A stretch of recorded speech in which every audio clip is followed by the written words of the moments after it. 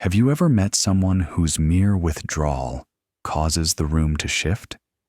They don't speak. They don't argue. They simply pull back. And suddenly, everything changes. Now imagine doing that yourself. What if silence became your most powerful tool? More revealing than any protest, more transformative than any plea? Many of us have been conditioned to always respond, immediately, emotionally, predictably. We're taught that availability equals value, that we must be present at all costs. But Carl Jung warned, the more you blur the line between your essence and your persona, the more you lose yourself, and being too available is the quietest form of surrender. Think about this. The day you stop reacting, stop explaining, stop justifying, stop chasing validation, your absence becomes a revelation. All those who once held expectations of you will scramble. You haven't yelled, you haven't fought, you've just become unavailable. And in that sacred space, a new power enters, the power of individuation. Individuation, that alchemical process Jung described, where you cease being the actor in someone else's script and begin writing your own. It starts with recognizing that withdrawal born of self-awareness is nothing like retreat. It is a stand. It is reclaiming your center. So I ask you, how much of your energy have you ceded to keep the peace? How many words, texts, emotions, or reactions have you surrendered to prove you're good enough? All that motion. At the end of the day, what's left? Exhaustion. A hollow ache. That's the cost of being too present for people who only cared when you performed. We wear masks, polite masks, agreeable masks, helpful masks, and we believe they define us. But Jung teaches us, the persona is not who you are, it's who you were pressured to be. And the constant readiness to be available? That's the persona on autopilot. It's time to reclaim your presence, not through dual illusions of passivity or arrogance, but through purposeful unavailability. Say no first to your own impulses to please. Shield your energy with thoughtful silence. Choose your battles for your peace, your clarity, your truth, because predictability makes you a tool. But mystery? That's magnetic. Respect isn't borrowed from emotional vending machines. It's earned through boundaries, selectiveness, internal sovereignty. So here's the truth. The less available you become, the more value you hold, not in spite of, but because of that withholding. No one respects what they don't work for. And your energy? It's sacred, not endless. Pause. Think. Who truly deserves your attention? And who deserves your silence? Because the most compassionate act you can offer, to yourself and to the world, is to preserve your center. In part 2, we'll explore how to use silence like a weapon, not for harm, but for clarity. How to disarm emotional control, dismantle manipulation, and awaken the unseen boundaries of your soul. If this resonates, do me a favor. Hit like, subscribe, and comment. Tell me that today you choose yourself. Let's become less reactive and more real together. Part 2. The Energy Economy. Carl Jung didn't believe the human psyche could be separated from the energy it holds.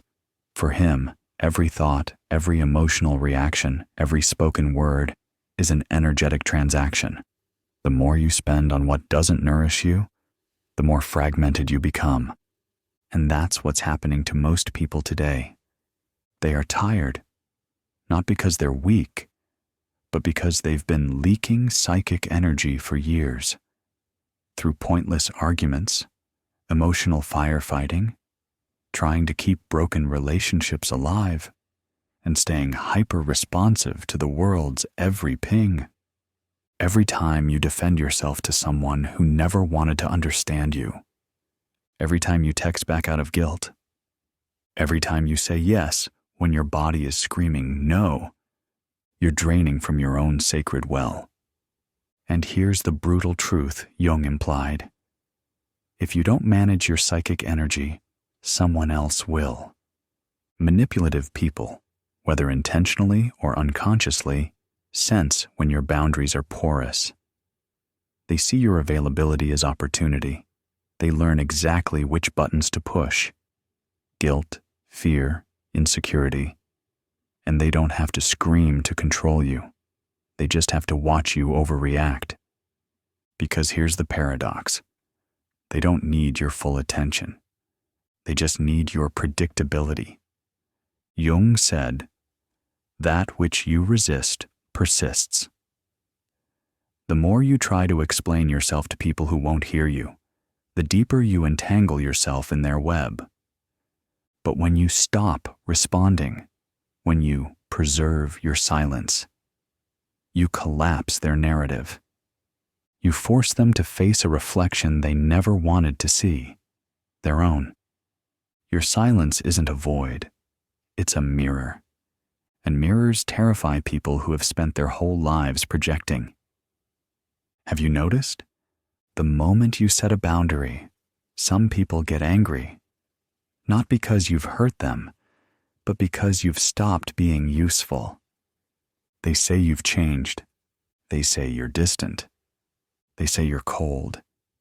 Number you've simply unplugged from their drama. And now, they don't know what to do with the empty space where your emotional labor used to be. This is where the real test begins. Can you endure being misunderstood? Can you let go of being the rescuer, the explainer, the peacekeeper, to become the self? Because the self doesn't perform. The self chooses, and sometimes the most powerful choice is not to speak, not to show up, not to react. And in that stillness, something begins to grow. A new center, a quiet resilience, a deep awareness of where your energy goes and why it matters. In the next part of this journey, we'll enter the realm of strategic silence. Not the silence of hiding, but the silence of strategy, the kind that turns manipulation into clarity and trauma into transformation. Because when you go silent, people start showing you who they really are.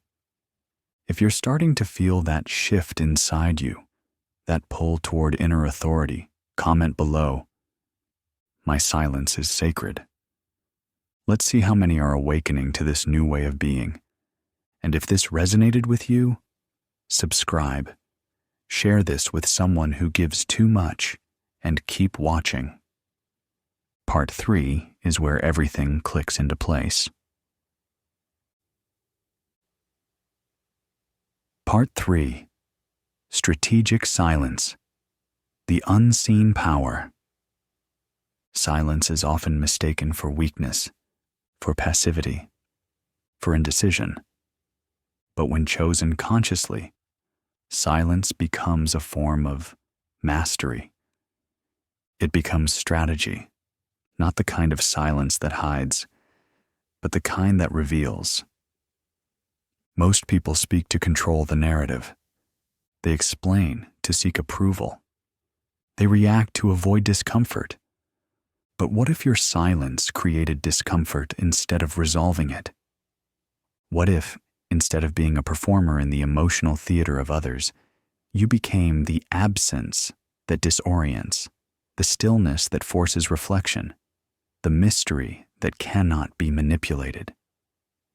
Because here's the secret. When you stop feeding the game ends. Opportunistic people, emotional vampires, manipulators. They don't panic because you shouted. They panic because you didn't. That's when you see their true form. That's when the carefully curated roles fall away. The helpless victim, the concerned friend, the devoted partner. When you no longer provide fuel, they show their hunger. And it's not pretty. This is what Carl Jung meant when he spoke about making the unconscious conscious. When you withdraw your energy, the unconscious projections others place on you start to crack. You stop playing the role they cast for you. The caretaker, the fixer, the emotional sponge. And suddenly, they're left alone with themselves. And that is the thing most people fear. Because your silence isn't just a boundary. It's a mirror. And for those who've spent their lives projecting, a mirror is unbearable. They'd rather call you selfish than face their emptiness. They'd rather label you toxic than admit they needed you to avoid themselves.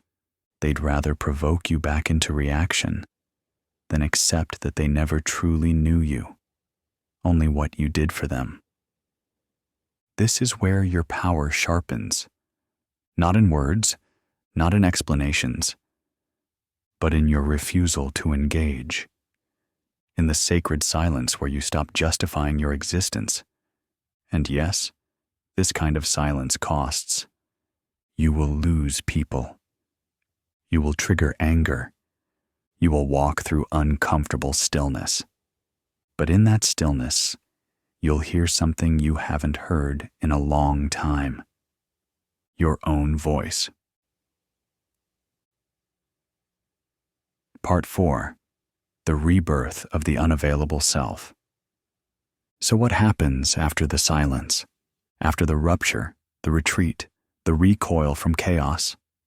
At first, nothing, just quiet. Uncomfortable, raw, uncertain quiet. You'll sit with doubts. You'll wonder if you pushed too far. You'll feel the ghosts of old roles whispering. The peacemaker, the helper, the forgiver, the always available one. But don't panic. This is not the end of you. It's the unraveling of what was never really you. Carl Jung called it individuation, the sacred process of becoming whole, of reuniting the fragmented pieces of the self that were lost to approval, to survival, to performance. And here's the paradox. You only begin to become who you truly are when you dare to lose who you were trained to be. When you withdraw from the noise, a new voice starts to rise. Your own, not the one shaped by fear or shame or guilt, but the one that's been buried beneath everyone else's expectations. You'll begin to notice things. The messages you don't reply to feel like tiny victories. The arguments you walk away from feel like reclaimed territory. The invitations you decline feel like sacred boundaries restored. And slowly, your solitude begins to shift. It stops feeling like exile and starts feeling like home. Because solitude is not loneliness, it's communion with your own soul. This is the turning point, the rebirth. You will stop entering rooms seeking permission. You will stop shrinking your needs to protect someone else's comfort. You will stop explaining your silence to people who only ever listen to themselves. And in that space, clean, clear, free, you will begin to choose. Choose what deserves your time. Choose who gets your presence. Choose where your energy flows. And here's the thing the world doesn't teach you. When you are no longer available for everyone, you become invaluable to the right ones. You will no longer attract those who feed off your availability, your softness, your guilt. You will attract those who are nourished by your clarity, your power, your presence.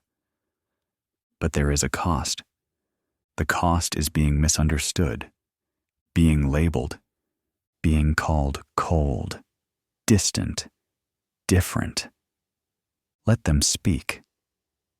because their confusion is a reflection of their own limitation, not yours.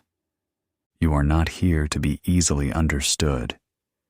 You are here to be authentically expressed, and the price of that is shedding every layer that was put on you by those who needed you to be something smaller than you are. This is not loneliness. This is sovereignty. Jung said, "The privilege of a lifetime is to become who you truly are. Not who they need you to be, not who fear told you to be, but who you are when no one else is watching." So now I ask you, are you ready to be the version of you that no one has met yet? The one who doesn't explain, the one who doesn't chase, the one who chooses peace over performance? If so, comment below. I choose myself. Let it be a public declaration, a digital line drawn in the sand. And if this entire journey moved you, if it challenged, provoked, or freed something in you, don't keep it to yourself. Share this video, subscribe, hit the bell. Because this space isn't just for content, it's for transformation. And you're not alone on this path. Now go. Not to explain, not to react, but to live in the power of your silence. Because when you are no longer available for their chaos, you become available for your becoming.